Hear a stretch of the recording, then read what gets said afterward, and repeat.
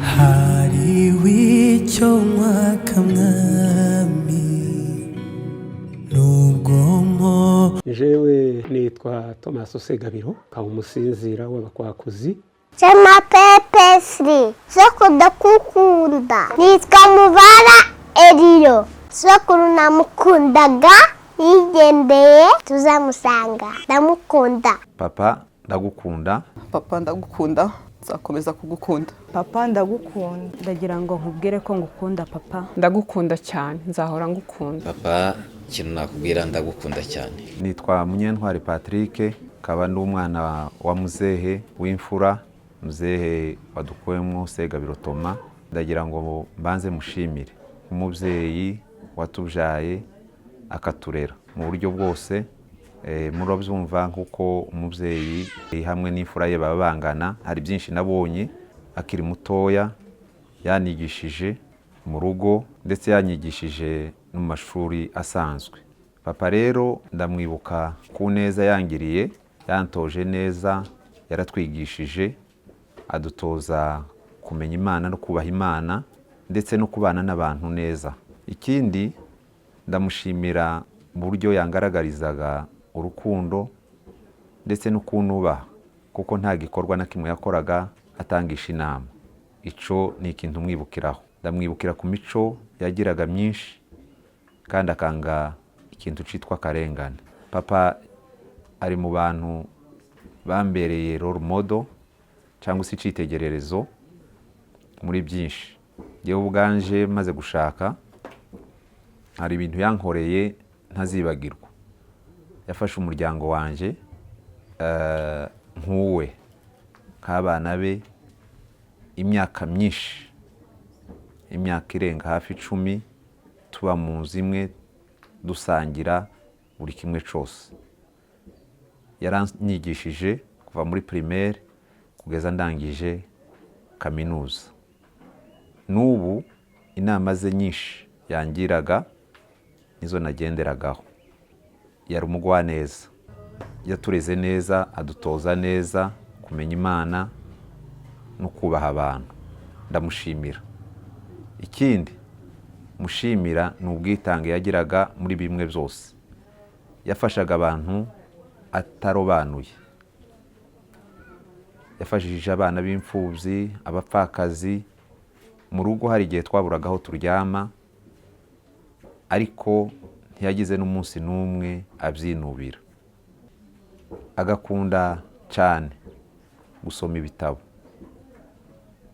Yakoreye umuryango wiwe neza kuva tukiri abana, yigisha, na nyuma yabwo aja mu bikorwa byo kwikorera.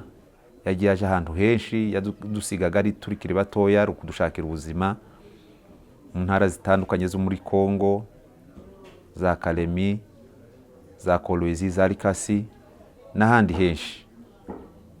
Yanigishije gucuruza nkiri umwana. Ndabyibuka yacuruzaga zahabu akanjyana anerekera ambwira ngo nige gukora. Yari umuntu wakundaga gukora, akabanguka cyane kandi agakunda gahunda. Ni birimwe byamurangaga. Yakundaga gahunda. Umubwiye isaha yazaga mbere y'isaha. Iyo wamwiciraga isaha byaramubabazaga, ariko ndamushimira. No mu kurwara kwe kose, ejo bundi arwaye yagiye arwara kenshi, ariko Imana ikamufasha agakira. Ndamushimira kuko atiganyiye. Yarangije turi kumwe, nubwo yari afite ubabare, ariko yarangije nk'umukristo kandi nk'imfura. Muzehe yari umutware wanje, ariko kandi yari n'inshuti yanje. Kumuvuga muri uyu mwanya ntabwo zoroshe, ariko kuko twamenye Imana, Imana ishimwe kuko twihanganishije twaba tubashije kubona uyu mwanya wo kugira icyo tumuvugaho. Muzehe twabanye neza tukiri bato, tubyara abana, Imana iduha abana turabarera. Muzehe harera abana neza ko twababyaye, arabigisha bose bariga barangiza amashuri. Icyo ndakimushimira mu muryango, yagikoze neza. Muzehe yari intwari kandi yari imfura n'inyangamugayo. Ibyo yakoraga byose yabikoraga mu kuri kandi akabikorana umwete. muzehe ntiyakoraga ibintu byose ajenje si ibyo yakoraga byose yabikoraga yumva yuko ibyo akora byose ashaka kubikora kandi bikaja mu buryo. Amaze kwigisha abana barangije amashuri yazaga ashaka n'ukuntu abashakira n'imirimo bagakora. Yakundaga ikintu cy'iterambere. Muzehe yakoreye umuryango we mu buryo twifuza nawe n'uburyo yifuzaga. Muzehe yari azi gukora. Yatangiye ashakishiriza abana akiri muto, agacuruza, yiga, akaja mu rubuga akarangura intama akagurisha, akagenda akaja mu bihugu bya kure ahantu bita ngo ni Korowezi, Kamina, za Karimi, ahantu hose yagaza akomeza kugenda acuruza. Muzehe kugira ngo abone ko tubaho neza. Ibyo ni ibijanye n'ubuzima yaturezemo. Mu bijanye n'ubukirisitu nibyo ngiye kubabwiraho. Twabanye mu rusengero tutarabana. Data niwe wari umwarimu. Tukabana yagaza akunda no kubitangaho ubuhamya ngo yazaga aririmba naje nkavuza ingoma. Tumaze kubana twarabagatulika. Niho twatangiriye kuvuga ubutumwa. Muzehe yavuze ubutumwa akiri umugatulika. Abenshi barabizi hano azabivugaho ubuhamya ko yagaza aja mu Minembwe, akagenda akaja ahandi ngo ni za Nyamara, Nyamuzungu, agenda avuga ijambo ry'Imana. Muzehe yakundaga ijambo ry'Imana cyane. Asomaga Bibiliya, nta mwanya wasangaga, ntabwo bwiraga ngo mbona araryamye adasomye Bibiliya. Kandi yakundaga mu ijambo ry'Imana, akagenda avuga ijambo ry'Imana. Hari ijambo ry'Imana azakunda kuvuga ngo bakomeye bose ni ubusa, ngo umwuka burusha kuremera. Iryo jambo yarakunda kandi agakunda kurikoresha uko abwirije. Muzehe yari umukirisitu kandi muzehe yagiraga ukuri. Yagiraga ukuri, ntabwo yavugaga ikintu ngo agice ku ruhande. Icyo yavugaga cyose cyari ukuri. Icyo yangaga yaravugaga ngo singishoboye. Icyo yakundaga yaravugaga ngo akagikora. Icyo yavugaga ngo ndagikora twizeraga ko agikora. Yagiraga ukuri. Muzehe yagiraga urukundo bwa buri wese adatoranya, atavuga ngo uyu nguyu niwe mukunzi wanje. Ntabwo yagiraga urukundo rwo kuvuga ngo uyu niwe nshuti abandi gutyo. Yagiraga urukundo rw'abantu bose. Muzehe yakundaga abana be ku rwego rwo hejuru. Wasangaga ari kumwe n'abana, abakobwa ukagira ngo ni bashiki biwe, abahungu ukagira ngo ni barumuna be. Muzehe yajaga ku meza agahamagara abana ngo nimuze twese twicare ku meza dusangire. Muzehe yakundaga abana be. Ubwo mubona abana biwe bageze kuri rwa rwego nuko bari babanye na papa wabo. Ndamushimira kuko abagejeje kuri uru rwego bagezeho. Rero nubwo tubabaye gutya, nubwo bimeze gutya, ariko kandi dufite ibyishimo by'ubuhamya bwiwe. Muzehe mu rusengero aho dusengera tumaze kuva mu bagatulika, twasitse Kimisagara duhitira mu rusengero bitaga Inarwa. Ngubu baza bakunda kubyita ni Paruwasi Remone, niko turwita urwo rusengero. Muzehe yakoze imirimo y'Imana mu rusengero. Aho twari turi tuva aho ngaho muri urwo rusengero, yari isari tuja muri shitingi cyangwa isari iryo hema. Bamaze kuyikuraho nayo muri corona, aravuga ngo icyo gihe yari yararwaye, yabanje kurwara mbere yuko kubaka n'urwo rusengero. Aravuga ngo Mana ndakubwiye ngo singafe ntaragera mu rusengero rwanje bwite rwuzuye. Hari ijambo yakoresheje n'ubu nzavuga ngo Imana izayumva uko umuntu avuze. Aravuga ngo nimbona tugeze mu rusengero Paruwasi Remone ngo uzampamagare. Imana ibikoze uko yabisabye. Muzehe ndamushimira, yabanye neza n'inshuti, abo bakorana cyangwa se abo babana b'abaturanyi. Muzehe yabanye n'abana ba mukuru we, b'abakuru be neza. Yabanye nabo neza kandi nabo bamubaniye neza. N'ubu bari hano ndabashimira. Muzehe yabanye n'abakoranaga bose. Imana imuha umugisha ku byo yakoze. Rero ubwanje ku bwanje ngiye kuvuga ku bwanje yari yarantetesheje, reka mbivuga uko ntiyashobokaga kuko nkora imirimo induhishe. Ibyo mbivuga n'abandi bose babibonaga. Ntabwo yakundaga ko nkora imirimo y'agahanyu indusha imvune. Muzehe yakoreye Imana ku rwego rwo hejuru. Hari umunsi yatanze Bibiliya 7 umunsi umwe. Undi munsi ku rusengero sinibuka neza, sinazivuga kuko zigera nka 6 ariko simbihamya neza. Abo twabanye mu rusengero paruwasi Seremone barabizi. Muzehe hari abanyeshuri barangizaga n'ishuri, aho kubafungira kado y'ikindi kintu akabafungira Bibiliya. Muzehe ejo bundi ari mu bitaro, umwana wiwe wa 4 uba muri Kenya araza aje kumusura, aravuga ngo kado ngufungira ko waje kunsura, ndagufungira Bibiliya. Amuha Bibiliya yiwe n'iy'umugabo, aravuga ngo n'undi utayifite nzayimugurira. Muzehe yakoraga neza kandi ibyo yakoraga byose yabigiragamo kwishima. Muzehe yareze abuzukuru neza kuko mubibonye. Ndashima Imana ko bana banje bihanganye ku munsi wa nyuma wa muzehe. Nanjye nitwa Nyamugisha Chantal, ninjye mukobwa wa muzehe w'imfura ariko ndi uwa kabiri mwacu. Kugira ngo mbashe kuvuga papa uyu munsi byandenze, nabuza mpera naho nusirizo. Nukuri papa yarankundaga, yagaza nshekerera ndi umudamu, akampamagara. Nashatse ahantu kure cyane muri Kongo, ariko amakuru yiwe nanje yayamenyaga buri munsi kandi ntazi uwayamubwiye. Igihe kimwe nkiri muto ngishaka nararwaye, ndwara ndi kure yiwe, ariko abimenya vuba cyane.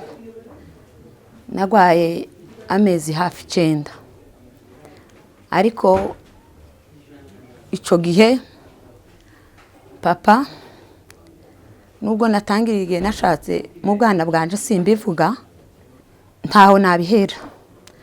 Ariko icyo gihe ndibuka papa afata urugendo ngo aje kuntwara, aje kumvuza Uvira. Abasenga baramubwira ngo si indwara yo kuvuza, ariko umujane mu masengesho. Papa araza aramfata, banjanaho nasengerwaga, yohereza mama za kungwaza kandi mfite umuryango nashatsemo. Aremera sigara n'abana kugira gusa ngo bangwaze. Ndakira nza mu Gahuna, ngiriye iminsi myinshi hafi amezi 4 bana na papa. Akaza nyiyegamiza. Nakundaga papa kugeza igihe baje no mu mujyi. Papa akantuma nkaza nkagira umwaka muno mwacu kandi narashatse. Nukuri biza binsiga. Icyo gihe akasura akamfata akanshiraho umuntu mperekeza, akangiza mu rugo rwanje iyo nagiye. Akabwira umugabo wanje, umuntu yagira ikizaguhungabanya ngo umudamu wawe ntaca azaba uzi gusose. Papa ahagarara mu muryango wanje, turabizi n'umutware. Umugabo wanje yagize igihe nta mirimo agira, antungira abana arabigisha. Yageze mpamagara akambwira ngo mwariye, akambwira ngo twariye. Yarangiza nkabona yohereje amafaranga, akambwira ngo ugende ugure guhera ku ifu kagera ku mavuta, ngo hasigaye 1 cyumweru ngo Imana izironkera. Nkabona guhera ku wa mbere akanyohereza amafaranga kugeza ku wa 6. Nta muntu wigeze umenya ko turabashomeri aho nari ntuye. Barabizi aho ntuye ku musozi wa Kamembe, uburyo bwanje na papa. Yarantungiye umuryango, antungira abana biga heza. Ahumuriza umutware wanje mu bihe yageze agira bigoye byo kutabona imirimo. Nawe arabizi n'umuhamya. Akaduhamagara akatubwira ngo muzamubanza Imana. Subi inyuma gato mu bwana bwanje twagaza dukora uduma mwacu. Barabiza bakuru, akatwigisha gusenga dupfukamye. Akatubwira ngo nukuri nimusenga taco muzabura. Tugasenga, atwigisha dusenga turi impinja, dukunda Imana nkunda imana kubera muzehe, bombi na mama bakunda imana, ariko papa yagaze avuga ikintu cyose akakubwira ngo uze ukunda imana ngo ibindi byose biza biza, kugeza aho yagaze antumira akaza akambwira ngo aranshaka hano, kazanye hagera akambwira ngo nimubwize ukuri nguko tubayeho, narangiza akambaza, yamara kumbaza tukinjira mu cyumba hano akambwira ngo ngwino ngusengere ngo icyo nkwaturiraho ngo ugisubiremo, arambwira ngo uzaba umukire, ngo kandi amafaranga si yo bukire, ngo ubukire ni ugutunga imana. Kunda kuririmba, n'ejo bundi hari akaririmbo naririmbye ariko umusego arampamagara ngo urampumurishe, nagaza ngera hano akanyinjiza mu cyumba akambwira ngo muririmbire, tugataramana papa ngaho ari umuntu wahandi hantu, kandi sinzi ko ababyeyi benshi ibyo kintu kiza kiba n'abana, nimba kihaba simbizi, ariko njyewe nakibonye kuri papa, atwigisha gutaramira imana, atwigisha kwegera imana kurusha kwegera abantu. Papa adukundisha Yesu, angirira neza n'umuryango wanje, ankundira abana. Kwa Muroro Nkwere Jori, uyu mubyeyi witabye Imana ni papa, ndi umwana we wa kane. Mu magambo make, kubera ko papa ni mugari mu mutima wanjye, ni inkingi ikomeye ku buryo kumuvuga mu ncamake biragoye, ariko kandi turabikora. Kandi kumuvuga kuri uyu munsi turacaremererewe cyane, ariko ntitwabasha kureka kumuvuga kubera ko papa yari intwari, papa yari mwiza, papa yari mwiza ku isura, papa akaba mwiza ku mutima, ku buryo numvaga ndi fiere yo kwitwa umwana wiwe, nkumva namupresenta ahantu hose abari, kubera ukuntu yari mwiza. Papa yari intwari, papa yarankundaga cyane akabinyereka, twese yaradukunda nk'abana be, ariko umuntu wese yagiraga akantu k'umwihariko. Papa yaduhezaga uburenganzira busesuye mu mibereho yacu ya buri munsi, nta kintu papa yigeze atubangamiraho na kimwe. Papa yankoreye ikintu cyiza tazibagirwa mu buzima bwanje, ndatekereza ko hashize imyaka nka 10 yigeze kunsanga mu Bugande arambwira ngo angabiye umwana, kandi mu by'ukuri kuvuga ngo umuntu akugabiye umwana ni ijambo ubona wenda ritoshoboka. Ndamubwira ngabiye umwana gute, kandi uwo mwana yari muto pe. Arambwira ngo uyu mwana muzabane, kandi nanjye nari mfite abana 2, arambwira ngo muzabane nawe azakubera umwana. Ndamufata uwo mwana mugira imfura yanjye, turabana, ari umwana muto cyane wiga muri primaire, ku buryo namubaje ati se n'ubundi ko ari umwana wo kurera uramumpaye se mwamfashe cyangwa ngo murera? Arambwira ngo ndamukugabiye n'umwana wawe. Turabana n'uwo mwana, aza kugirirwa amahirwe ajya muri Amerika. Amajije kuja muri Amerika, ndavuga ati se ko wenda baye umugabo agiye gukorera amafaranga, ubwo umwana arataha iwabo. Papa ntiyatuje, arambwira ngo nubwo umwana agiye yaje kumusezera, n'ubundi aracari uwawe, yagira amahirwe, yagira ibitagenda, umenye ko ari umwana wawe nguhaye. Cyo kintu cankoza ahantu ku mutima, ku buryo n'abavandimwe banje iyo bashatse kuvugana n'uwo musaza wanjye bazambwira ngo tubwirire umuhungu wawe. N'igihe yaje ubushize barampamagara ngo umwana wawe yaje. Cyo kintu papa yankoreye, akikuraho umwana n'umwana ukurikirwa na bucura, amwikuraho ari umwana muto cyane ku buryo yatahaga nkumva wenda ko atari bugaruke, konje yarangira akambwira ngo umwana wawe araje. Icyo kintu cyankoza ahantu nari mfite kuzamwitura, ariko mama arahari nzamwitura. Ikindi, papa yari umukristo, papa yari umukristo bidashakishwa, yakundaga gusenga ku buryo niyo yubakaga inzu yashiragamo icyumba cy'amasengesho, kandi akaba ari cagira kinini mu bindi byumba byose, kubera ukuntu papa yakundaga Imana, akakira abashitsi n'umutima we wose n'ibyishimo byinshi.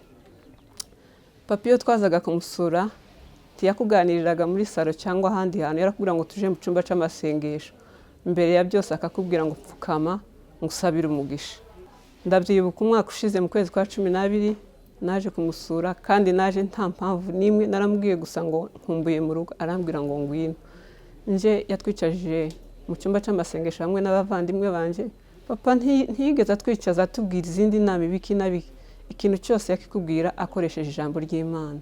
atwicaza mu cyumba. Ndibuka uwo munsi twakoze igitaramo tugira ibyishimo bidasanzwe. Tugiye gusoza arambwira, ninjye yahamagaye arambwira ngo ngwino hano na mama barampfukamisha bansabira umugisha. Ndanezerwa cyane. Papa yari inshuti yanjye, papa yari umukristo. Papa yakoze umurimo w'Imana mu rusengero, yakundaga gutangira Imana. Ndabyibuka ruriya rusengero yasengeragamo igihe batangiye kubaka. Yarambwiye ngo dutangiye kubaka, gwagera hagati. None ndamubwira papa, urusengero mazemo imyaka 13 ujye umbwira amakuru yarwo. Arambwira ngo nzakomeza nkubwire uko bimeze kugeza dusoje. Umunsi umwe nje hano arambwira ngo nta hantu ugomba gusengera, ndashaka ko tujyana ureba aho umurimo w'Imana ugeze. Ni ukuri akumva yakomeza kunyerekaho umurimo w'Imana ugeze. Papa yakundaga Imana. Ikindi papa yagiraga ibyishimo mu rusengero. N'ubu ngubu turimo gukora amateraniro, kibuka ukuntu yatambiraga Imana, kibuka ukuntu yahimbazaga Imana akoma mu mashi. Papa nagende yari umukristo, yari inshuti y'Imana. Ubushize arwaye muri Kenya twaramubaza ngo papa ngo urashaka iki, akagusubiza ngo nkunda Imana. Iryo jambo yadusubizaga. Papa naramurwaje hariya Nairobi.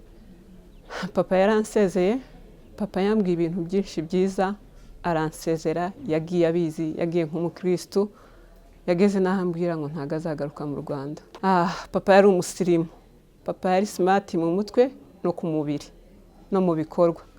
Papa kugeza ubu ngubu mwajaga no mu isoko akaba ari gutorera ikintu cyiza, akakubwira ngo wagura gitoya ariko ikintu cy'agaciro.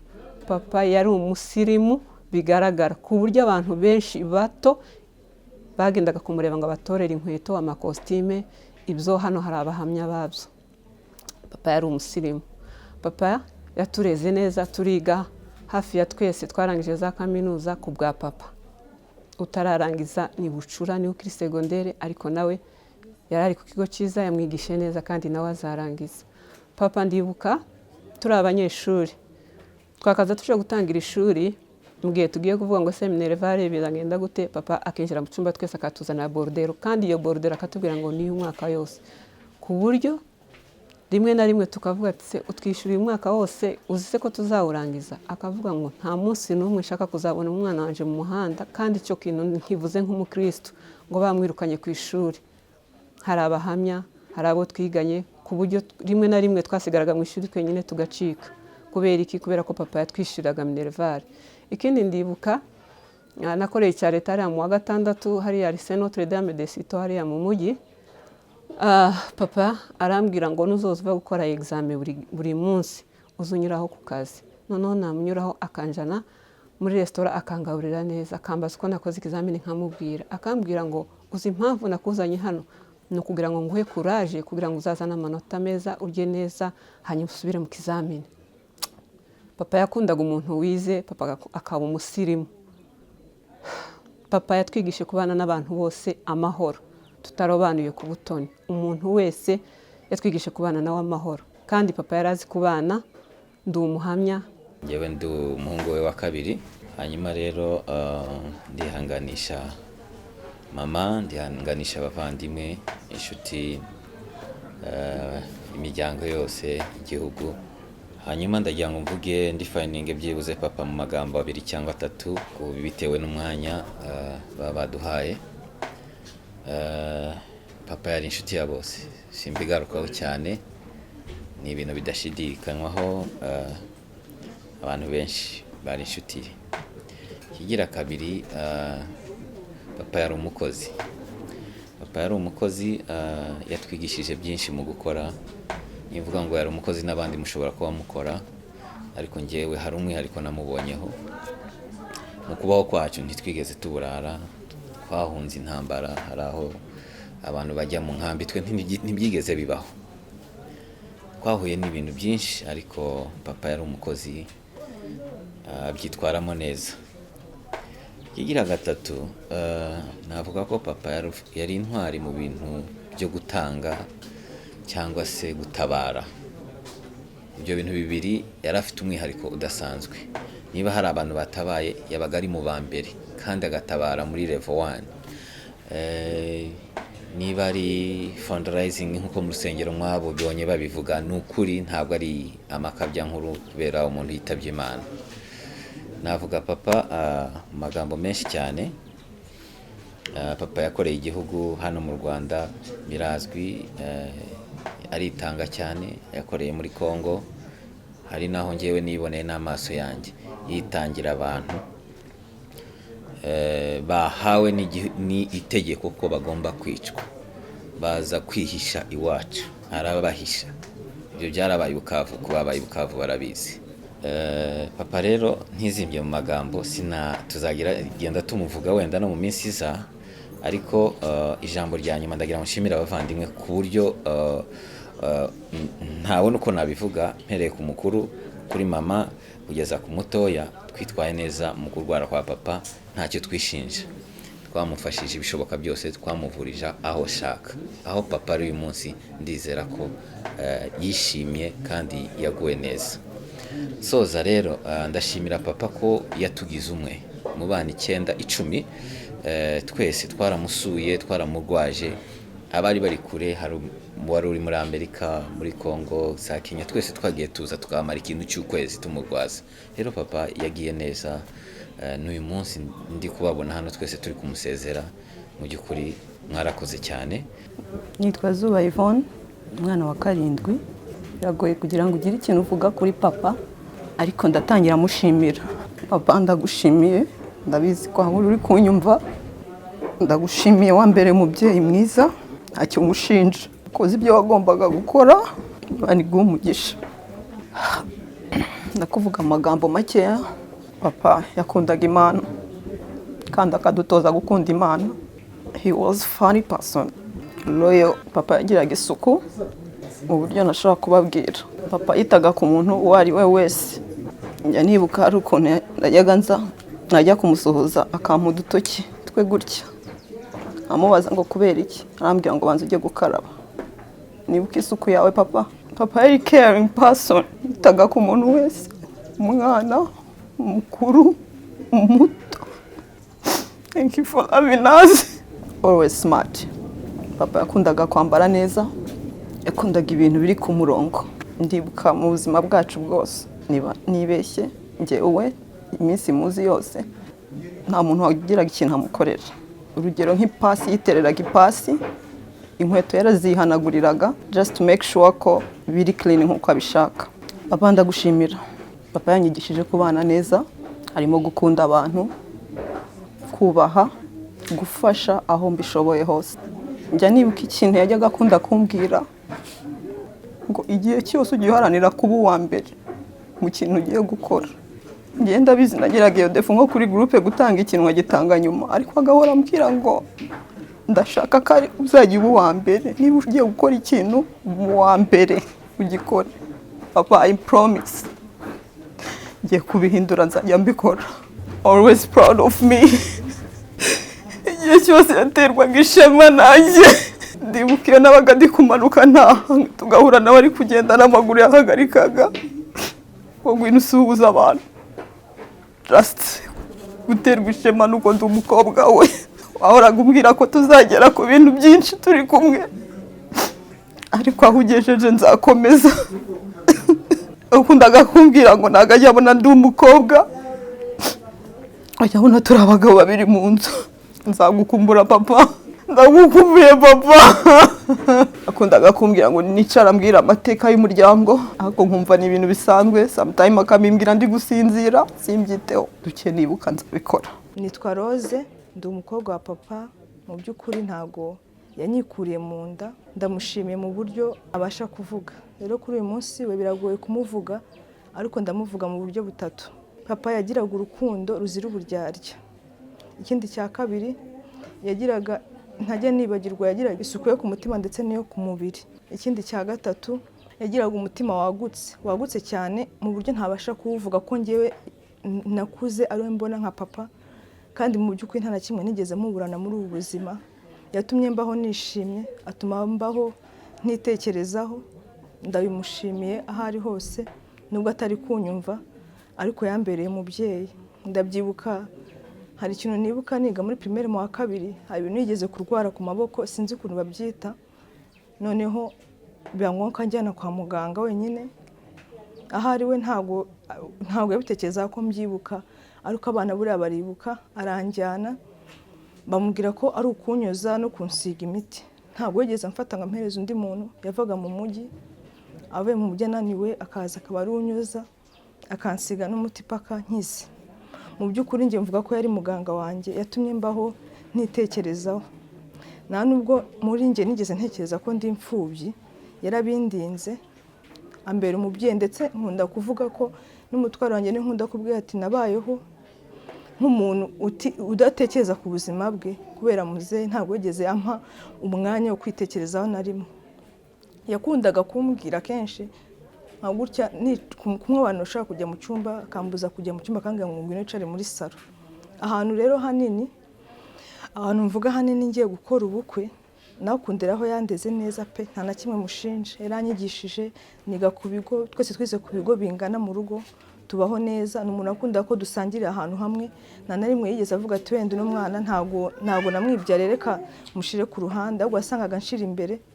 Hari n'igihe twazaga gusaba ibyo dusaba, akenshi tukazana wenda na Yvonne sister wanjye, kubera ko atabaga bifite byose, ariko ntabitwereke mbere yuko abiha Yvonne, akabanza akaba ari njye abiha nkabibona. Ariko we ntamenye ko wenda njye ubungubu, kuko umwana muto arareba kandi akitegereza kandi agaha ibintu agaciro.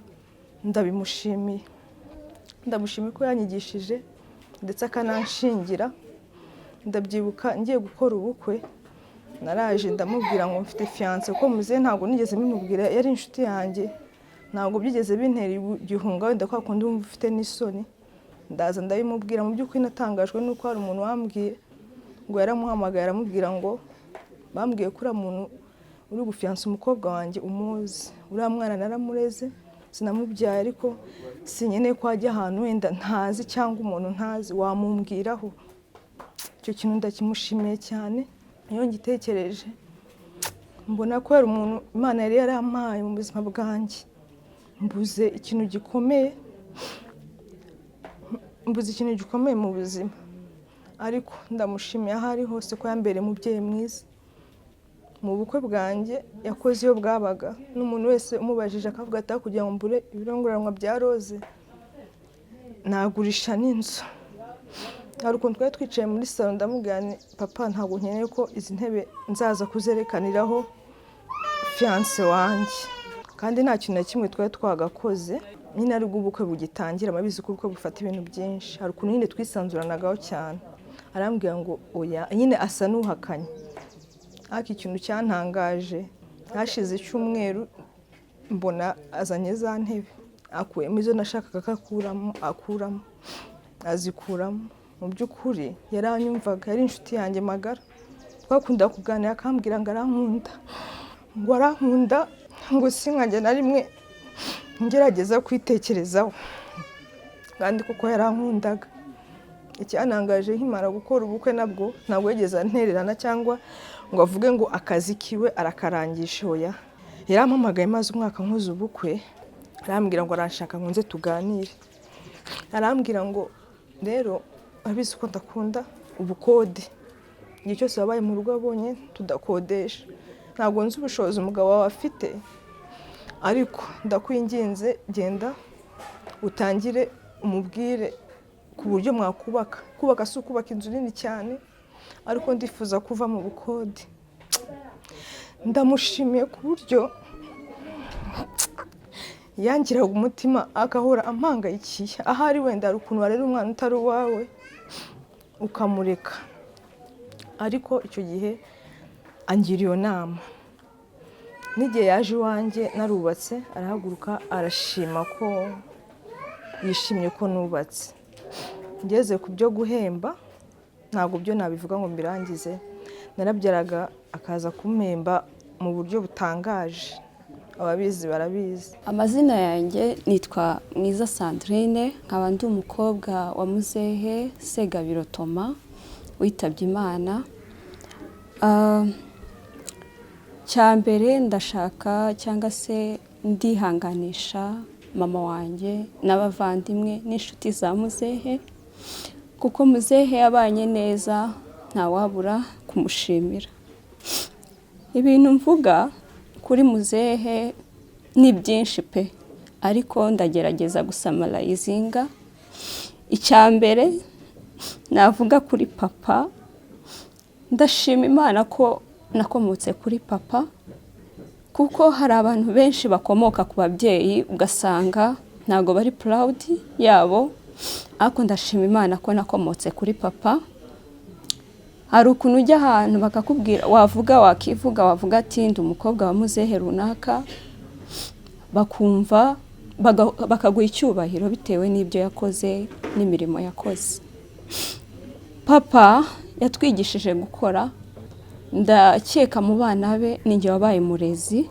Papa twajyaga tuganira, ntago nigeze mbimubwira, nicyo cyambabaje, akambwira ko yigeze kuba umurezi, umwarimu, kuko hari abantu twahuraga bavuga ko uri umukobwa wa Thomas, bakakubwira ati yaratwigishije. Niga uburezi, ariko ubu nibwo nabyumvishe, nkumva ko ari njye wagiye mu mpano yiwe, biranshimishije cyane. Ikindi papa yakundaga kuba ari smart, yakundaga kuba asa neza, yagiraga isuku. Sinzi ni byinshi namuvugaho, kandi nanjye ndakeka ko ibintu bye byinshi biri kuri njyewe, nibitanabaho bizaba ku bana banjye. Ikindi navuga kuri papa, yakundaga igihugu. Ndibuka nkiba hano mu rugo, yakundaga kutujyana muri FPR, akatujyana mu muganda. Muri FPR bakatubwira ngo, akavuga ngo nibampereza imyenda ngo imikenyero nambare ngo nkore protocole. Ukabona ko afite ishyaka ry'igihugu, afite ishyaka ry'abantu n'umuryango. Ikindi papa navuga, yankundiye abana. Papa yankundiye abana. Umwana wanjye mukuru Eliyo n'ubu simbizi, ahora ambwira ngo tuzajya gusura papa kwa muganga. Arumva n'umwana ntabwo yabimenya, aramurera kuko nagiye gukorera mu ntara, akajya aba hano, niwe wamumaraga irungu. N'ubu sinzi icyo nzamubwira, kuko umugabo wanjye nta babyeyi agira, ariko yarambwiraga ngo nzagukorera ibyo bose bari gukora. Ikintu kimbabaje nuko wenda ntazabona icyo mwitura. Papa yansangaga ku kazi nakoreraga ku Muhima, abo dukorana bakambwira ngo ibi bintu ntago bibaho, ngo ni gute umubyeyi wawe aza kugufata. Yazaga kumfata ntwite ku kazi, byari ishema, akaza nzaniye umureti, amayahurute, akantahana, abantu babibona bagatangara. Papa sinzakwibagirwa. Ikindi papa ntazibagirwa ni morale yiwe. Papa yagiraga ibyishimo. Muhumurike bavandimwe, papa yagiye mu ijuru. Nanjye I will make you proud. Ntago nzigera ndeka kugaragaza ibyo wadutoje kubana neza, wadutoje gusenga, wadutoje byinshi. Nitwa Nyirasuku Claudine, ndi umwana wa papa wa 9, nkaba umukobwa we mutoya. Uyu munsi ndagira ngo ngire ibyo mvuga kuri papa. Yambereye umubyeyi w'intangarugero, ambera umubyeyi, ambera inshuti, ambera nk'umuvandimwe. Impamvu mvuze ko papa yambereye umuvandimwe, papa ntago yadufataga nk'abana gusa, ahubwo yadufataga nk'inshuti. Ku rwego twakinaga, umuntu wese winjiye akagira ngo ndi nka mushiki we kandi ari papa. Yaraduteteshaga cyane. Papa tuzakumbura kudutetesha kwacu. Ikindi papa yari umunyakuri cyane. Papa ikintu yagusezeranyaga uko byagenda kose yaragisohozaga. Ikindi papa yagiraga isuku idasanzwe ku mubiri, ku mutima, ku myambarire. Ndabyibuka papa iyo yajyaga kujya mu bukwe cyangwa gusenga, ntago yigeraga asohoka atatwiyeretse ngo tumubwire ko yambaye neza. Iryo jambo ryaramunezezaga. Agakunda ko tumubaza niba ibintu yambaye bijyanye, kubera gukunda kuba smart. ibyo bintu ndabyibuka kuri papa kandi uko yakundaga isuku niko yifuzaga ko n'abana be ariko basa yumvaga atewe ishema no kubona turi mu bukwe bari kuvuga ngo uriya mukobwa asa neza bari kuvuga ngo uriya muhungu asa neza akabona n'abana be agaterwa ishema no kubona dufite isuku nk'iyiwe ibyo bintu yarabidutoje ndabimushimira ikindi ndashimira papa by'umwihariko yadutoje umuco wo gusenga kugeza ubwo yashyize icyumba cy'amasengesho mu nzu kugira ngo nihagira n'umwana we uzajya ujya kwibagirwa inzira y'agakiza ajye yibuka ko mu nzu harimo icyumba cy'amasengesho buri joro buri munsi akadukangurira kugerayo akatubwira ati n'udafite umwanya ajya akandagiramo iminota 3 irahagije ashimira Imana agende kubera ukuntu yakundaga Imana yumvaga uwiwe wese wamukomokaho yakunda Imana. Ikindi papa yakundaga gutanga atitaye ku ahari hose.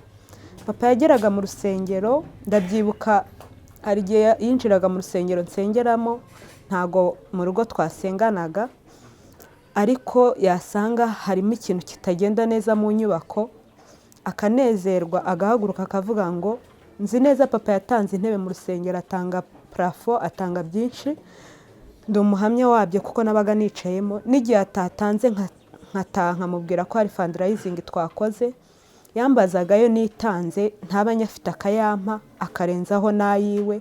Icyo ni ikintu papa cyamubagamo kandi agahora dutoza kwitanga tukaba n'abambere mu kwitanga.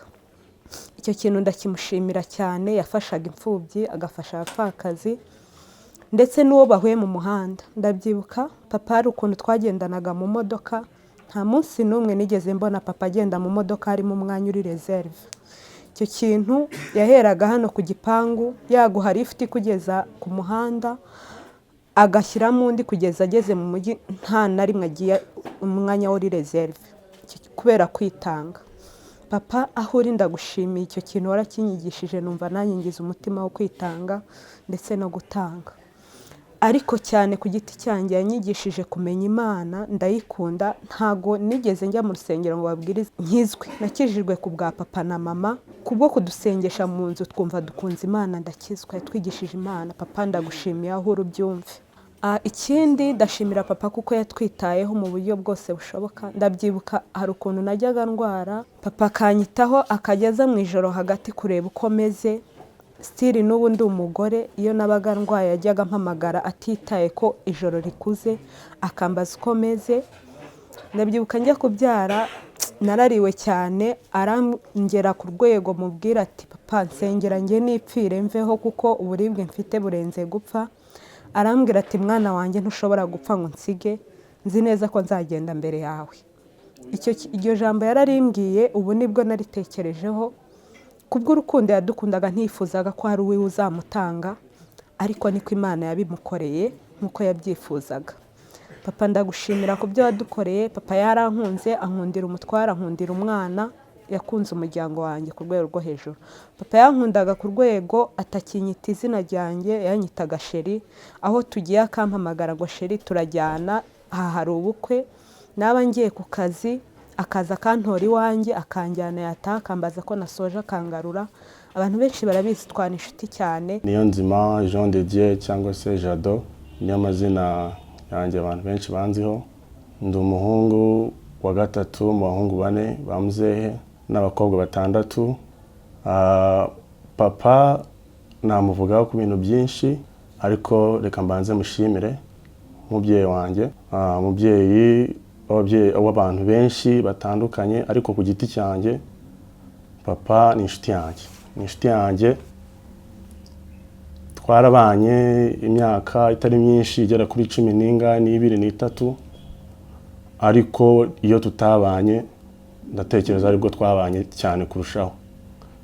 Ntago nibuka umunsi nigeze mara iminsi 2 navuganye na papa aho nabaye mu mahanga hose haba muri Uganda muri Kenya ndetse no mu mahanga muri Amerika aho n'uyu ngubu twavuganaga buri munsi cyane ngeze hari hakurya nibwo twabanye cyane kuko nasaga nkaho ni njyenyine.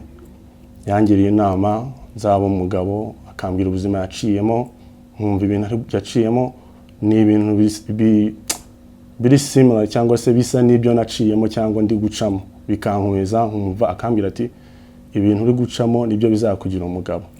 So ntatinze ngewe rero inshuti yanjye cyane, najyaga nkunda kumwita umuhungu wanjye kubera ko ari byo bintu twari tuziranyeho. Najyaga ni umuntu ukunda blague cyane, kandi nanjye ndi umuntu ukunda blague. Najyaga numva ari umuntu tumeze kimwe cyane, ari inshuti zanjye, ari abavandimwe banjye. Sinshobora kuvuga ibintu byinshi ntavuze papa, kuko numvaga ari umuntu w'inkoramutima yanjye. Ndamushimira cyane nk'umubyeyi wandeze, umubyeyi wambyaye. Papa ikintu namwibukiraho gikomeye cyane ari nacyo kingejeje aho ndi uyu munsi, papa yakundaga abantu, akunda Imana. Ikirushijeho ari nacyo wenda navuga ko duhuriyeho, papa yakundaga gusa neza. Akundaga gusa neza, ari ukwambara, ari ibintu bisa neza mu nzu. Ntabwo papa iyo menyaga ngo papa araje twaba turi gukina, warogaga ugakora ibintu byose ukamakinga sure yuko papa ibintu bigomba kuba bisa neza. Amasezerano twari dufitanye ni menshi, ibintu twaganiriye ni byinshi mu minsi yawe ya nyuma n'indi yayibanjirije yose. Njyewe cyandi ry'umuhungu wawe hamwe n'Imana tuzasohoza, kandi nizeye ko tuzagera kuri byinshi. Aho pahuri ndizera ko ahuri uzishimira iterambere ryacu nk'abana bawe cyangwa se abagukomokaho. Kandi ndongera ndavuze ngo ndagukunda cyane umubyeyi wanjye. Amazina yanjye banyita Segabiro Serge, ndi umuhungu wa muzehe Segabiro Thomas watashye. Ninjye muhungu we mutoya w'umuhererezi, yakundaga kunyita Misago cyane. Muzehe yari inshuti yanjye, yari umuvandimwe, yari byose kuri njye, kuko muri make bakuru banjye ni bakuru cyane, n'abashiki banjye ni bakuru. Bagiye baradusiga muri ino nzu, ni nk'ari njye wasigaranye na muzehe cyane. Ariko mu minsi yose nasigaranye na muzehe nta rungu nigeze ngira, kuko yari umugabo uzi kubana n'abatoya n'abakuru bose. Yari azi kubana n'inshuti zawe. Muzehe ikintu cyantangazaga kurusha ibindi nuko yamenyaga inshuti zanjye zose, kandi akazimenya uko ziri, akambwira ngo iriya nshuti ni nziza kandi nanjye ariko mbizi. Muri make sinabona amagambo menshi navuga kuri muzehe, ngiye kubivuga bwacya bukira. Ariko muzehe mu kintu muziho yagiraga urukundo rutagira uburyarya. Yahoranaga ibyishimo n'ibyishimo ngira niwe mbikesha. Muzehe ikintu cya mbere yantoje nk'umwana wiwe cyane, yantoje kumenya Imana. Yantoza kumenya Imana nkiri mutoya, nakuze nzi Imana na n'ubu ngubu. Ariko ikintu cyantangazaga kurusha ibindi, muzehe ntigeraga ambwira ngo wa mwana we uzaba umukristo. Yarambwira ngo ndabizi ngo uri umukristo, ngo ahubwo uzakomeze ubu umukristo. Bikankomeza cyane. Ndibuka ejo bundi muzehe turi kwa muganga, nakundaga kumurwaza mvuye ku ishuri. Naramurwaje umunsi umwe, ndabyuka arambwira ngo nukuri kw'Imana ngo nabonye ko uri umugabo. Birashimisha cyane. Ndabyuka grand frère yaraje nawe arabimubwira ngo nabonye Serge mubonamo umugabo, kandi njye muhungu we mutoya. Ariko ikintu ntishinja nuko muzehe nta kintu atankoreye. Mu myaka yose twamaranye yanyigishije ikibi n'icyiza, anyigisha kuba inyangamugayo, anyigisha gukorera ku gihe. Muzehe mu by'ukuri ni umuntu utaragiraga akazi kafite nk'amafaranga menshi cyane, ntise nk'ako navuga. Ariko ibintu yakoraga nibazaga amafaranga. Nigeze kumubaza umunsi umwe, arambwira ngo ese ku munsi wunguka ngahe? Arambwira ngo nshobora no kunguka igiceri cy'ijana ku munsi. Ndamubaza none se ubishobora gute kurera abana 10 bose ukarenzaho n'abandi n'abavandimwe? Arambwira ngo byose ni kubw'Imana, byose birashoboka. Biranshimisha cyane. Muzehe inshuti ziwe nari nzizi, yaratewe ishema nanjye cyane, kuko naho twajyanaga hose nta muntu utanzi, no mu mujyi nabo bakorana. Yageraga imbere yabo akambwira ngo murebe kabucura kanjye kitwa Serge. Ariko ikintu kimwe muzehe mwimukiraho ni byinshi kigeze kuntangaza. Nari niga mu wa mbere segonderi, ndabyibuka nari ndwaye. Muzehe yari afite ubukwe mu gitondo, afite kujya Gisenyi mu bukwe. Ariko baramuhamagara kandi yatangiye urugendo ngo Serge ngararwaye. Kandi nari mfite abavandimwe bagomba kuza, mfite n'inshuti zagomba kuza nko kumfata ku ishuri. Ariko muzehe aremera akata imodoka areka ubukwe yaragiyemo, araza arandeba. Ndamubaza ngese kuki waje ntiwagenda mu bukwe? Ngo ubukwe bwo buzakomeza, niyo ntabubamo ubukwe bwo nzobukurikirana. Ariko ngo banzukire. muzehe sinigeze mpamagara ndi kwa muganga ndi ku ishuri cyangwa nararwaye ngo amare iminota 30 atarangeraho. Yarakaga akazi akareka ibintu byose kubera urukundo yangiriraga agirira n'abandi bose. Nitwa Munyamahoro Mitabu wa Masunzu. Tomaso witavye Imana twavukanaga. Nari umuhungu wa 7 mu bahungu ba Masunzu. Ni mukuru wanje yangiriye byiza byinshi ntobasha kurondora. Ndibuka ndi mu wa 6 wa segondere yambaye ikimasa ndakigurisha kandi nari mfite nanje nkazanje.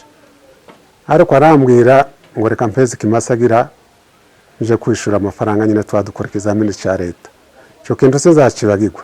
Ni byinshi yankorenje ubwanje ntobasha kuvuga. Ariko nukuri turatangaye agiye twari tukimukeneye kandi ntitwari tuzi ko yadusiga.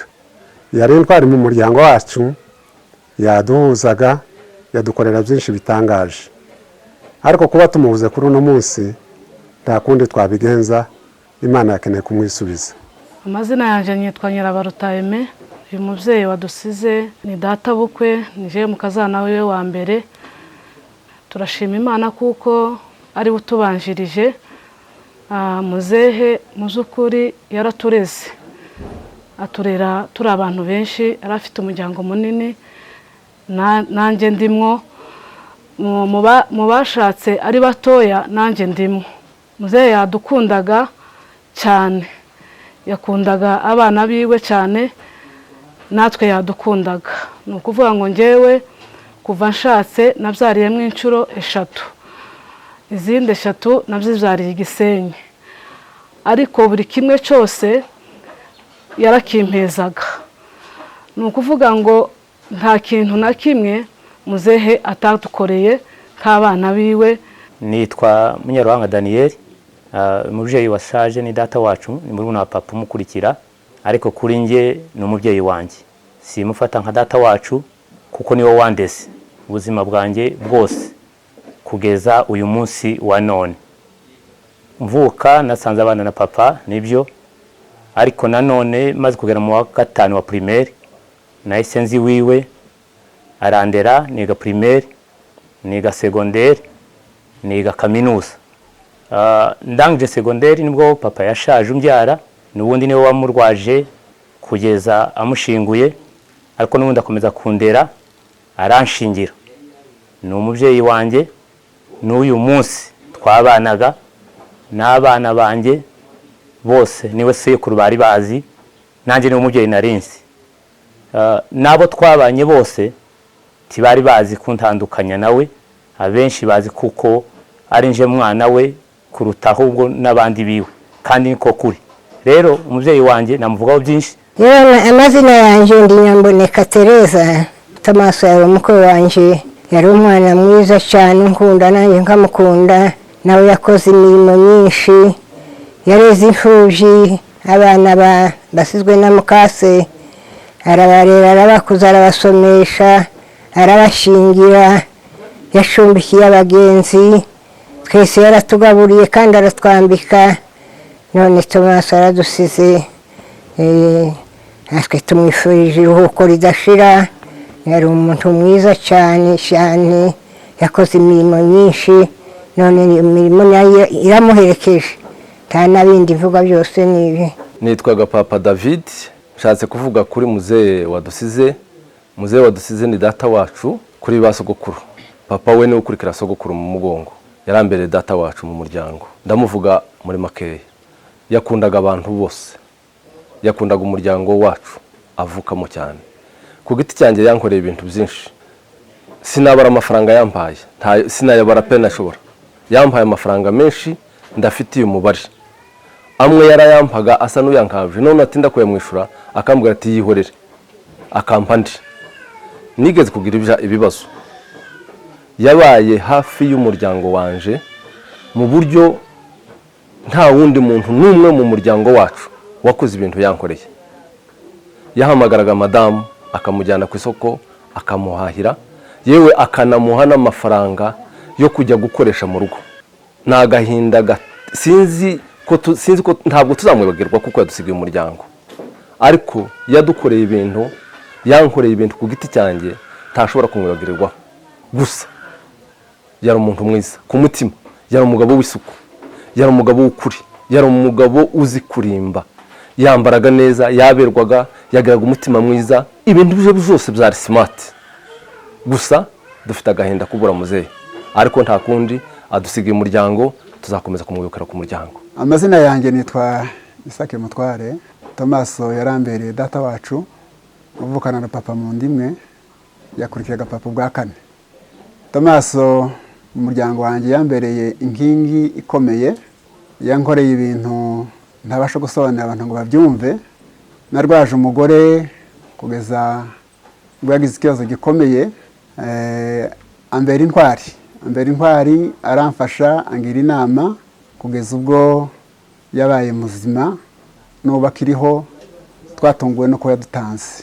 Icya kabiri, narwaje umwana uyu mwaka ushize, arababara kundusha cyane kandi akora ibintu by'indashikirwa. Ntunguwe cyane no kuva ko Tomaso ari we udusize, kandi mu by'ukuri twari tuzi ko ariyo nkingi y'umuryango wacu dufite. Njya ku giti cyanjye yambereye umubyeyi w'indashikirwa, mbwira inama mu gitondo na nimugoroba. Iyo nagiraga ikibazo mu by'ukuri nkamubwira ko byagenze, yambaga hafi n'abana banjye n'umudamu wanjye. Ndamushimiye. Nitwa Mahe Olivier, ndi umuhungu wa Dr. Mahe ndetse na Anna. Wenda natangira mvuga icyo dupfana. Madamu we ni mukuru wa mama, ariko iyo ndeba isano twari dufitanye ryari rirenze iryo ngiryo. Muzehe yasaga nkaho niba namwita ko ari data wacu, niba namwita ko ari musaza wa mama, sinzi ukuntu uko byari bimeze. Muzehe asa nkaho yari afitanye igihango gikomeye n'ababyeyi banjye. Navuga ngo icyo gihango yari afitanye n'ababyeyi gisa nkaho cyagize umusaruro ku buzima bwacu nk'abana. Ndavuga abana b'ababyeyi banjye. Muzehe ndabyibuka igihe ababyeyi banjye ko ubu ngubu ntabwo tukibana hano mu Rwanda, bari mu mahanga. Ababyeyi banjye bamaze kugenda, navuga ngo umuntu wasigaranye responsabilité z'ububyeyi nk'umubyeyi wanjye w'umupapa ndetse n'umubyeyi wanjye w'umumama ni muzehe Thomas ndetse na madamu. Reka muvuge mu buryo bw'umubiri. Mu buryo bw'umubiri ni ukuvuga ngo twebwe nk'abana tumaze gusigara, nubwo benshi twari tumaze gushaka, umuntu wari usigaye nk'umubyeyi nka papa na mama ni couple ya muzehe Thomas na madamu. Ni ukuvuga ngo niba umwana arwaye, muzehe ni wabaga uwa mbere, kandi uko niko kuri, ni wabaga uwa mbere kuza gusura umwana. Niba tugize ibirori mu muryango, muzehe niwe muntu twatekerezaga wa mbere uri buhagarare nk'umubyeyi wacu. Nitwa Odile Mahe. Papa Yvonne yari umubyeyi wanjye. Ndamushimira ku rukundo yabibye muri twebwe. Ndamushimira ko yari umunyakuri, yakundaga abantu bose atarobanuye ku butoni. Ndamushimira yuko igihe cyose twamukeneraga twamubonaga.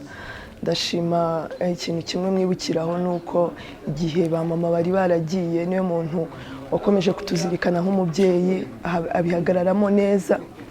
Ndamushimira kuko ikintu cyiza nibuka igihe nabyaye umwana wanjye wa mbere, niwe waje kuduhemba n'abandi ari uhagarariye ba papa. Ni ikintu asize ku mutima wanjye ntazibagirwa, igihe cyose twamukeneraga twaramubonaga. Nje nitwa Muhumure Bonke. Muzehe Segabiro Thomas witabye Imana yari data wacu, avukana na papa wanjye. Nabanye nawe kuva mu 2002 Kimisagara. Tugeze mu Rwanda nge twe nibwo twaje duhitiriwe mu rugo Kimisagara, no mu rugo dusangayo papa. Twese niho twabanje kuba, tubana nabo mu nzu imyaka myinshi, tuza kuhava dukomeza guturana nabo, tuza n'ubundi gukomeza guturana kugeza 2011 yimukira Kimironko, dusigara Kimisagara. Mu rugo baza kwimukira Karama mu 2014, ngewe nongera kwimukira iwe, komeza kubayo kugeza mu 2020. Niwe wankoreye ubukwe, niwe wanshingiye hano mu Rwanda. twabanye neza turasengana, twabanaga mu itorero rimwe muri Harvest twese, niwe wari mwarimu wanjye mu rusengero. Kuva atangiye kurwara inshuro zose yagiye arwara nabaga ndi hafi ye kugeza n'uyu munsi aho yitabiye Imana mu bitaro i Nairobi. Narindiyo naho nari nagiye kumureba, yitabye Imana mpari, twabanye neza, ni umubyeyi dukunda, tuzamukumbura.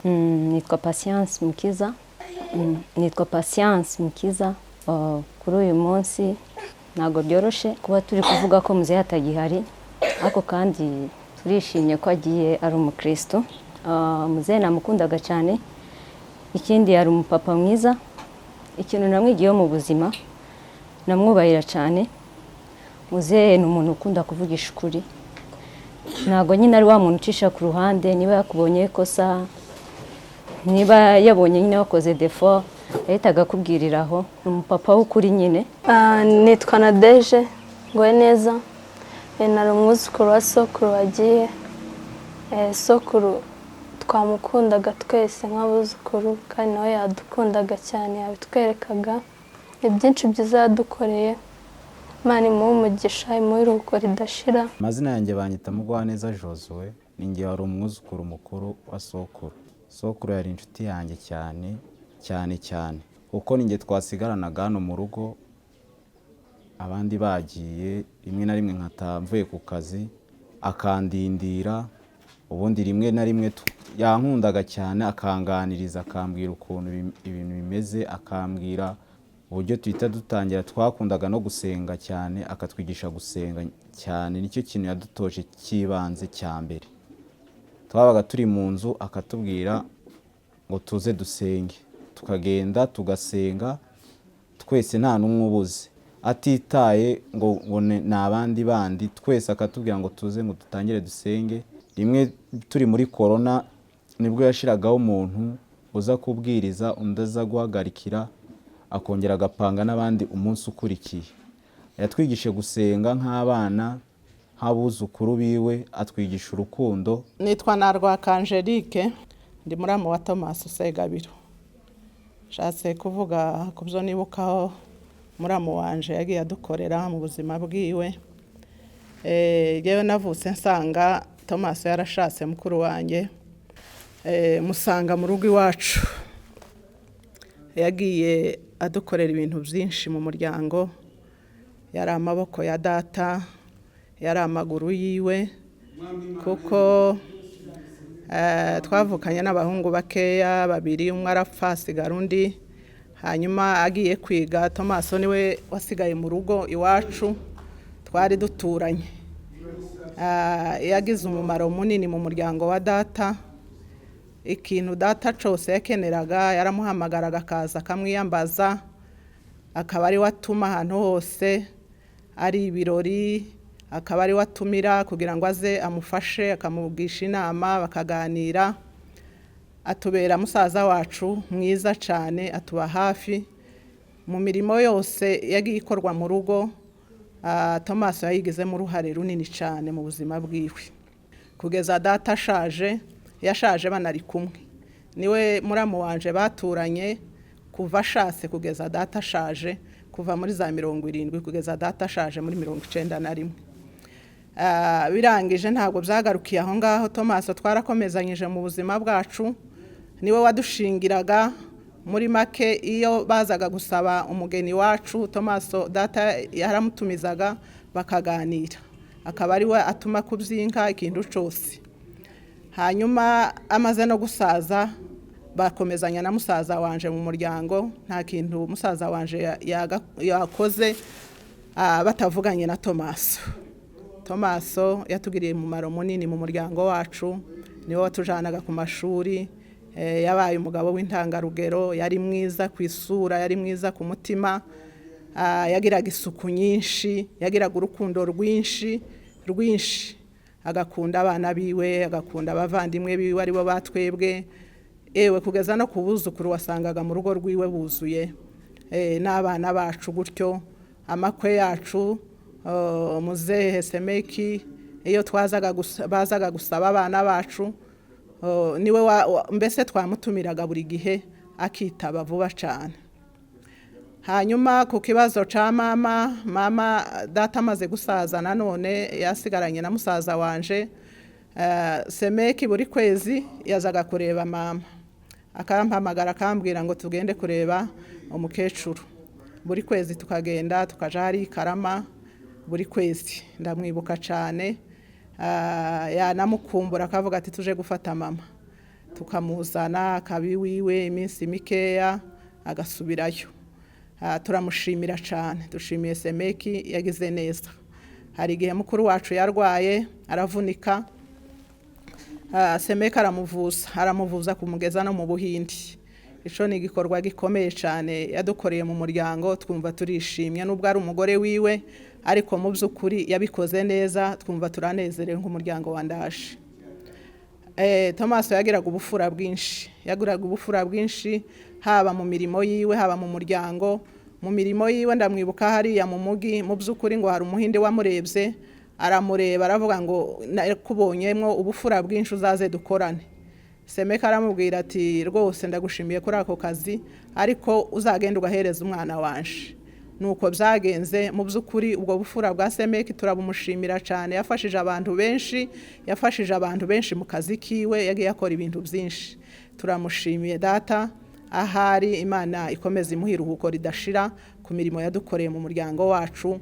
Umuryango wacu yawushizemo ubumwe cyane, ibyo twagezeho byinshi ni ukubera Semeki yagiye atugira inama nziza. Nitwa Ndayisenga Patience, abandi umwuzukuru wa muzehe Thomas Segabiro.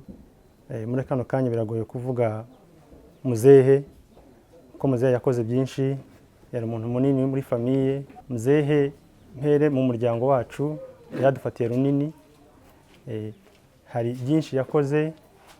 Ibibazo byacu by'umuryango niwe wareraga abana b'imfubyi mu muryango twabaga dufite. Ibibazo byinshi byo muri famiye niwe wabikemuraga, niwe waduhaye uburere bwinshi navuga ngo dufite. Yari umuntu w'icyitegererezo. Nitwa Mbananayo, uyu witabye Imana twamwigiyeho byinshi. Kuri ngiye ku giti cyanjye yakundaga kungira inama yo gukora. Twahuriraga mu mujyi akangira inama y'ukuntu nakora, ukuntu nakwiteza imbere mu byo nkora nyine. Kandi umuntu iyo ubonye umuntu mukuru akubwira ukuntu ukora biradushimisha cyane. Yagiye atwereka inzira nyinshi nziza, no kuba umuntu yaragendaga ugiye hose ukahurirayo nawe. Muri make pamuko yari smart mu mutwe. Iyo tuvuze smart mu mutwe no kuba ibintu byose abigendamo mu murongo mwiza. Ibyo umubwiye akabyumva vuba, akanakugira inama nk'umuntu nk'aho muri murungano rumwe, kandi mu buryo bwihuse cyane atagutindiye. Njyewe arwaye namugezeho akambwira nkamuraraho namurara, ariko mu gitondo kubera ukuntu yahoraga ibintu byari smart, akambwira ati we byuka ujye mu kazi amasaha yageze. Nibaza ukuntu ari kumbwira ngo njye mu kazi kandi arwaye arembye bikancanga, ariko mu magambo make yari smart. Nitwa Napoleon, muzehe witabye Imana yari data bukwe. Ndashima Imana kuko Imana ari umukozi w'umuhanga, ari Imana yabigenye kuko agomba kudusiga. Icyambere mu ncamake ndavuga amagambo ahinye, muzehe yari intwari ko bakomeje kubivuga. Muzehe yari umubyeyi, ngiye nkimara gupfusha ababyeyi nisanze hano muri no rugo muri na famiye, ndavuga ati mbonye umubyeyi tuzafatikanya muri byose, ariko ageze haradusiga. Ni Imana yabigenye. So muzehe mu minsi twabanye, mu gihe twamenyanye, muzehe yambere umubyeyi mwiza. Muzehe yamfashe nk'umwana, muzehe yanyigishije gukora, muzehe yanyigishije uburyo bwose bushoboka. Ndamushimiye cyane, hari mu ijoro byumve cyane. Umurage yadusigaye tuzakomeza dukurikize ubutwari bwiwe, ibikorwa yakoze hano, ikiva tushije natwe tuzacyusa k'abana biwe. Nitwa Pasiteri Nzabakiza Gerard, kaba muzehe Thomas wadusize uyu munsi ni data wacu, ni murumuna wa data. Reka muvugeho ibintu bine by'ingenzi muziho, nubwo ari byinshi mvuge bikeya by'ingenzi bine. Icyambere yagiraga ubumuntu, icya kabiri yakundaga umuryango, icya gatatu ubuzima bwe bwaranzwe n'ibyishimo, icya kane ni ugukunda umurimo. Reka mpere kuri iki ngiki cyo ubumuntu. Muzehe yaranzwe n'urukundo, yagiraga urukundo, yagiraga umutima wuzuye urukundo. akagira umutima wuzuye impuhwe, agasabana n'abandi bantu, akitabira ibikorwa by'abandi bantu, akabifura. Ikintu cyo gukunda umuryango kigaragazwa cyane n'uburyo yagiye yita ku muryango we bwite, abana be, umugore we n'undi muryango wose wacu. Umunsi umwe yahaye umugore wiwe inka, amuha ikimasa c'imfizi, kandi ndatekereza ko si abantu benshi baragabira abagore babo inka, ariko yamuhaye inka ndetse amuha imfizi amushimira. Yakundaga urugo rwe, agakunda umuryango wacu, yareze abana batandukanye bava mu muryango wacu, kandi urugo rwe twese twarwisangagamo, rwari rukinguye. Yakundaga umuryango. Ikindi n'ibyishimo narivuze, muzehe ubuzima bwe bwose yaranzwe n'ibyishimo, yagiraga amarangamutima meza. Iyo yishimaga ntiyabihishaga, yarasekaga, akavuga, akanezerwa, akabigaragaza. Kandi niyo yababaraga wabonaga muzehe yarariraga, akagaragaza amarangamutima yiwe, ntabwo yahishaga amarangamutima yiwe. Ikindi ni ugukunda umurimo. Mu by'ukuri tubuze umuntu w'ingenzi. Muzehe yagiraga umwete mu byo akora zose, yageza akora umurimo we akawunoza kandi akawukorera ku gihe. Mu ncamake tubuze umuntu w'ingenzi kandi w'ingirakamaro. Nitwa Nyirabirori Claudine, nkaba ndi muramu wa muzehe, muramu we wa 7. Muzehe naje mu nkuru y'umuryango, bisa nkaho ndi umwana wabo. Naje ndi mutoya, nari mfite imyaka mike cyane, naje mfite imyaka 14. Imfura ze zarandutaga, bageze bamfata umwana wabo. Ndibuka muzehe mpagera yaransuraga, akanyigisha uko nkora, akanyigisha imirimo, akambwira ngo ndi umuntu mukuru, ngo nabaye umuntu mukuru. Nkura ari uko bukeye, maze kuba mukuru, maze kugira abana, muzehe arimuka aragenda, ariko tuza kuza tubasanga. Muzehe tubana neza, yadukoreye ibintu byinshi. Ni ukuvuga ngo imibereho dufite tuyikesha muzehe hamwe n'Imana. Ndibuka mutware wanjye ajya gukora ikizame cyo wa 6, yaraje aramubwira ngo areke kugurisha inka ye, ngo we aramuheza inka ye ngo abe ariyo akoresha. Kandi aramubwira ngo kubera ko ngo yabitekereje, ngo nta nubwo azatsindwa.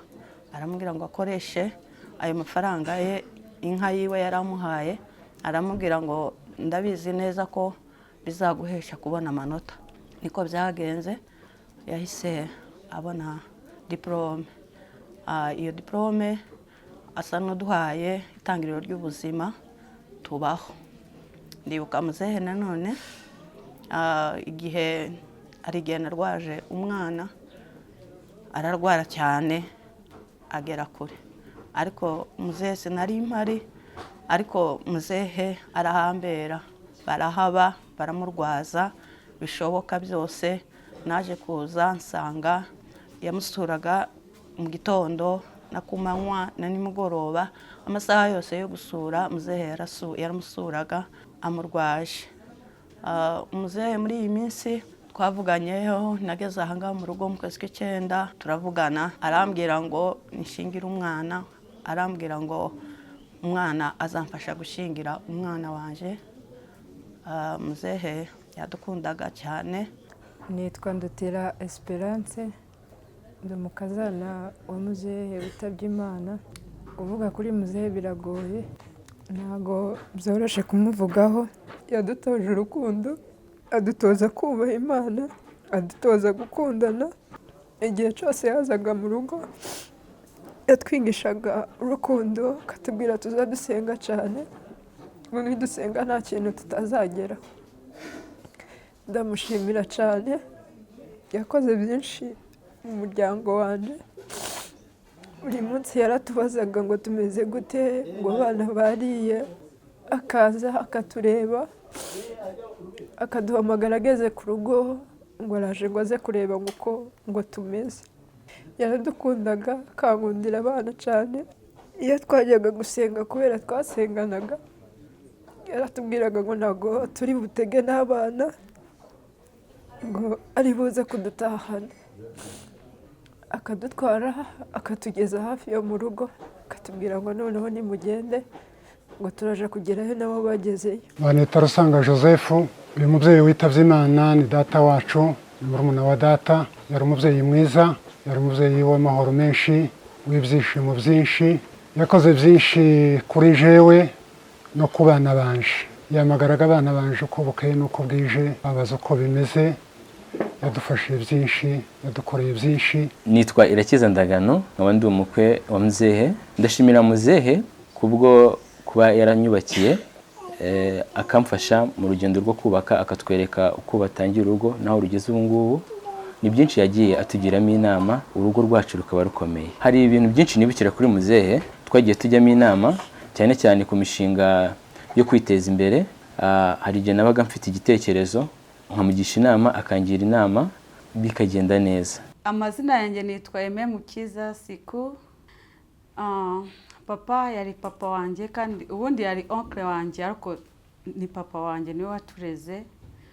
Ni nawe mu oncle wanjye nzi cyane kurusha abandi, kandi ntabwo nari nzi kumwita oncle nk'abandi, ahubwo namwitaga papa nyine kuko byari byoroshye kuri njye kumwita papa kurusha abandi. Papa ndamushimira, yatubereye umubyeyi mwiza, yaratureze nk'abana biwe, atuba hafi. Kandi ikintu mwibukiraho cyane cyane cyane igihe twabanye Kimironko n'abandi Ngeramano n'abandi n'abajado, ikintu yambwiraga buri munsi twicaye twembi twakunda kuganira, akambwira ngo Siku ndagukunda, uri umwana wa mukuru wanjye, ndagukunda cyane ntukabyibagirwe. Papa ndamushimira, urujya umuntu kubwira ko agukunda niba kiba bishobora, ariko umuntu wifata akakubwira ijambo gukunda agukunda. Kandi hari abantu bakunda kumva aya magambo ko umuntu amubwira ko mukunda. Yatubaye hafi, yaratureze nk'umubyeyi, kandi ndashima Imana ko imbere yuko yitaba Imana nabashije kumubona mbere yaho. Namubonye ari muzima, ntabwo natekerezaga ko byamubaho. Ndamwifuriza iruhuko ridashira.